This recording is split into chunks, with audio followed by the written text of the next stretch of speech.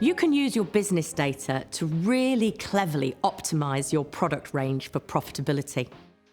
They say sales are vanity and profits are sanity, and that is so true.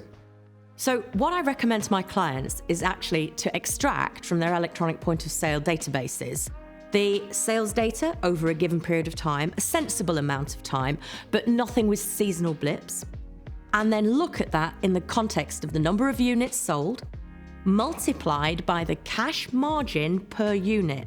And you might have to calculate that out from your retail price and your cost price, but you can do that. And then, when you've done that, you do the calculation to work out, therefore, by each product in the entire product list, what profit, what cash contribution did it make over a given period to the whole business? And the final thing is you sort that top to bottom. So now you know your highest cash contributors and your lowest. So it stands to reason you want to spotlight the top ones, draw more attention to them and drive more sales because they're already the ones that are making you the most money. It's the bottom ones, though, that are causing problems. Perhaps they're tying up stock, cash is tied up in that stock, and they're not productive. But also, it's not just the cash in the stock. They're taking up physical retail space. That costs you money too. So ideally, you could cull a lot of those kind of products. But before you just get the axe out and chop off the poor performers, there's one more sanity check, and that's to look at receipt level data. Now, it's getting a bit geeky at this point, but it's not that hard. You look at all the baskets where the products you would like to cull exist. And you see, are these high performance baskets?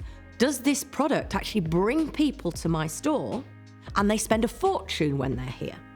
If it is, keep it, obviously. If not, you've done all the sanity checks you need and you can reduce it to clear. That will make more retail space available for you to try new things, launch new ranges, or simply intensify the stock and merchandising of the highly profitable products. A further benefit of something like this, especially if you also have categories linked to your products, is you can subtotal by category. Then you can look at category performance and determine of your entire shop floor how much of that space should be allocated to categories according to performance. And I've seen that done to great effect by some of my clients. I advise you do this technique relatively frequently, at least 2 or 3 times a year, in order to make sure that your product range is as optimized as it can be to drive your profits forward. And it's by using data and analytics of this nature that you can really benefit your profit line.